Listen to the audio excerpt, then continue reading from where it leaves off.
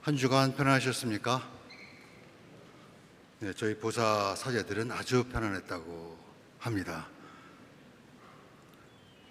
무슨 말씀인지 아십니까? 네, 지난 열흘간 영국 성공회를 방문할 기회가 있었습니다. 더 이상 쇠락해가는 영국 교회의 모습이 아니라 과감히 옛 옷을 벗고 세상을 향해 복음을 실천하는 그들의 모습을 보고 큰 영감을 받았습니다. 우리 교회 사목에 참고할 여러 가지들을 잔뜩 싸가지고 왔습니다. 하나하나 펼쳐나가 보도록 하겠습니다. 하늘에 내리는 단비처럼 주님의 은총과 평화가 여러분에게 내리시기를 빕니다. 그런데 안타깝게도 우리 교우들 가운데 여러분들이 암을 비롯한 여러 질병으로 수술을 하고 투병 중에 계시거나 수술을 앞두고 있습니다. 오늘 시편 시인이 주여 저를 풍랑 속에 파묻히지 않게 하시고 소용돌이 깊은 구렁에 빨려들지 말게 하시며 가까이 오셔서 이 목숨 건져 주소서 하는 간절한 기도가 그분들을 위한 우리의 모두의 기도가 되기를 바랍니다. 인생에서 가장 어두운 시기를 지나고 있을 사랑하는 교우분들을 한결같으신 하나님의 사랑이 꼭 붙들어 주시기를 저도 잊지 않고 기도하겠습니다. 성부와 성자와 성령의 이름으로 말씀드립니다. 한 달 전 세계보건기구는 코로나19의 종식을 공식적으로 선언했습니다. 이에 따라 한국보건당국도 마스크 착용을 비롯한 여러 규제들을 해제했습니다. 그렇지만 3년 4개월의 코비드 팬데믹은 아무 일 없었던 것처럼 그냥 지나가기에는 우리 삶에 지워지지 않을 상처를 너무도 많이 남겼습니다. 뿐만 아니라 우리가 대항할 수 없는 세력에 의해 우리가 어떻게 갇히고 눌리고 밀려가는지를 압축적으로 보여주었습니다. 일상을 회복하면서 우리는 지난 3년의 기간을 반추하며 무엇을 잃었고 어떤 교훈을 얻었는지 생각을 정리해 보아야 합니다. 코비드 팬데믹이 우리에게 가했던 압력은 마치 마라톤을 완주했을 때 느끼는 견디기 힘든 가슴 통증과도 같았습니다. 팬데믹 기간 동안 교회는 엄청난 일들을 해냈습니다. 실시간으로 예배를 중계하고 온라인 성서 공부와 기도 모임 그리고 줌 회의는 이제 새로운 일상이 되었습니다. 그럼에도 불구하고 이 모든 일이 얼마나 우리를 피곤하게 하는지 알고 있습니다. 팬데믹 초기에는 15분 분량의 설교를 녹음하고 편집해서 업로드하는데 4-5시간을 보내야 했습니다. 지금 생각하면 그것이 어떻게 가능했는지 의문이 듭니다. 교회도 그렇지만 무엇보다 코로나19로 살아가는 가족을 잃은 이들의 슬픔은 우리 모두의 아픔으로 지금도 남아 있습니다. 많은 사람들이 속절없이 일자리와 생계의 수단을 잃어버린 건 역시 치명적이었습니다. 그렇게 우리 사회는 갑작스런 코비드19 팬데믹 위기에 대응하기 위해 허둥지둥대며 우리가 선택하지 않은 게임 규칙에 따라 끊임없이 밀려가야 했습니다.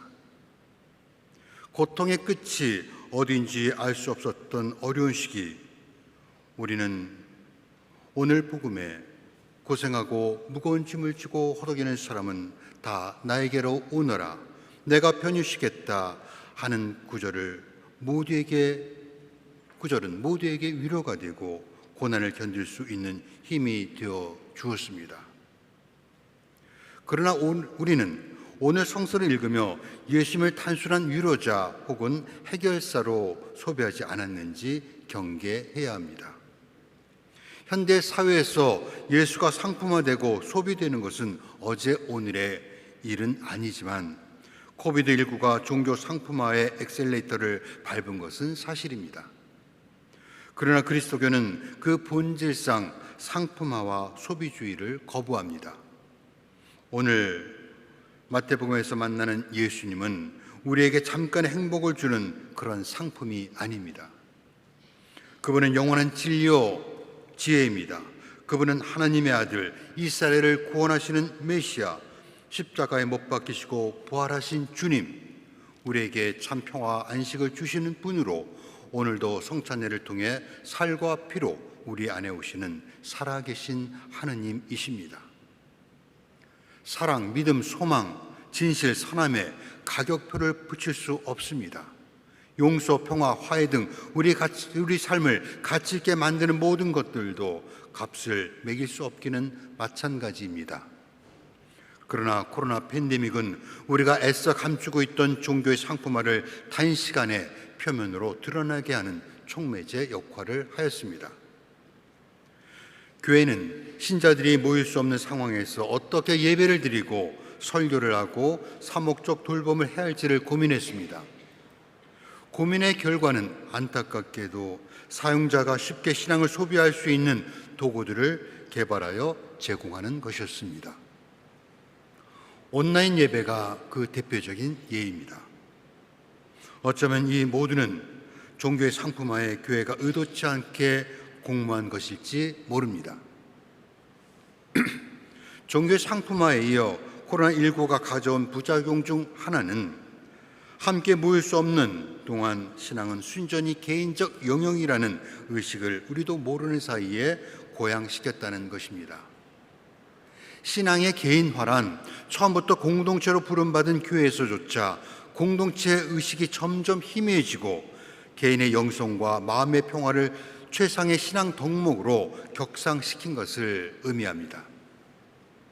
현대신학의 아버지라고 불리는 프리드리히 슐라이마하는 한때 이에 동조하는 듯한 말을 했습니다. 그는 기독교 신앙은 알미나 행동의 문제가 아니라 본질적으로 감정의 영역이라고 말했습니다. 그리스도 신앙은 무한에 대한 감각이요 그분에 대한 절대 의존의 감정이라는 것입니다. 그러나 복음서를 끝까지 읽은 사람이라면 그것이 사실이 아니라는 것을 알고 있습니다. 슐라이마하가 절대 의존의 감정이라고 말했던 예수님은 사람이 없는 사막이나 골방에 홀로 계시지 않았습니다. 그분은 사람들이 보는 앞에서 병자를 고치시고 세리와 죄인들과 식사를 나누었습니다. 세상에서 예수님의 일은 가난하고 고난받는 이들이 훗날 하늘에서 복락을 누리게 될 것이라고 어르고 달래고 억울하게 죽은 이들의 장사 지내는 일이 아니라 불의에 저항하고 정의를 세우시다 십자가에 죽는 것이었습니다. 그 예수님께서 나는 마음이 온유하고 겸손하니 내 멍에를 메고 나에게 배워라. 그러면 너의 영혼이 안식을 얻을 것이다. 나의 멍에는 편하고 내 짐은 가볍다고 우리를 초대합니다. 초대의 대상은 지금 힘든 삶을 살거나 몸이 병들거나 어떤 종류의 어려움을 겪고 있는 사람들에게 들려주신 말씀입니다. 하지만 오늘 복음과 제2독서 로마서 7장의 맥락에서 보면 조금 달라집니다. 바울로가 말하는 내가 해야겠다고 생각하는 일은 하지 않고 도리어 해서는 안 되겠다고 생각하는 일을 하고 있는 자신을 발견한 사람들에게 우선 적용되는 말씀입니다. 여기서 내가 해야겠다고 생각하면서 하지 않는 일은 하나님의 일입니다. 해서는 안 되겠다고 생각하는 일을 하고 있는 것은 율법입니다. 그들은 율법과 예수를 따르는 길 사이에서 무엇을 선택할지 고민하고 있습니다. 바리새파 사람들과 율법학자들은 하나님께서 우리와의 관계 정립을 위해 주신 몇 가지 기본적인 지침을 복잡하게 만들었습니다. 그들은 감자를 삶아 소금과 버터를 넣어 으깨기만 하면 되는 간단한 요리를 600페이지가 넘는 복잡한 요리책으로 만든 것입니다. 그렇게 해서 그들은 자신들의 권위와 권력을 유지할 수 있었지만 율법을 따를 수 없는 사람들은 하나님을 두려움의 대상으로 여기고 그분에게서 멀어지게 됐습니다. 만약 자녀와 배우자에게 내가 정한 규칙을 지켜야만 너를 사랑할 것이라고 말한다면 그것은 뒤틀린 관계를 단적으로 보여주는 것입니다. 예수님은 그 율법의 멍에를 거부하고 그것 때문에 죽으셨습니다. 예수님은 사람들이 따를 수 없는 가르침으로 힘들게 하지 않았습니다. 예수님은 하나님을 사랑하고 내 이웃을 내 몸같이 사랑하라는 단 하나의 계명만을 우리에게 주셨습니다. 오늘 복음에서 나에게 오라는 예수님의 초대는 율법을 지키라는 것이 아니라 관계로의 부름입니다. 내가 하나님을 찾는다면, 내가 그의 사랑을 구한다면, 내가 의미 있는 삶을 추구한다면, 내가 하나님의 눈으로 세상을 이해하는 방법을 원한다면, 내가 하나님이 창조하신 처음 모습을 회복하기 원한다면, 내가 정말 그렇게 되기를 원한다면 나에게 오라는 것입니다. 그러면 생명을 얻게 될 것이라는 초대입니다. 뒤에 말씀드리겠지만 이것이 코로나19 팬데믹 종식과 함께 우리가 회복해야 할 새로운 일상이어야 합니다.